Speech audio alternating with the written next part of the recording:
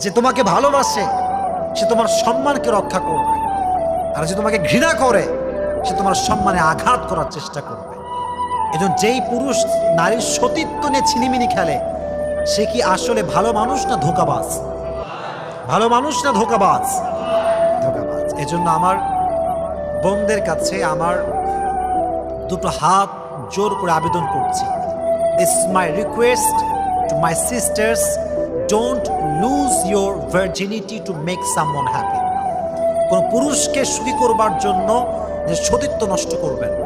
একটা কথা মাথায় রাখবেন, নারীর সতীত্বকে আল্লাহ তাআলা পুরুষের চাইতে অধিক মর্যাদা দান করেছে। সুবহানাল্লাহ।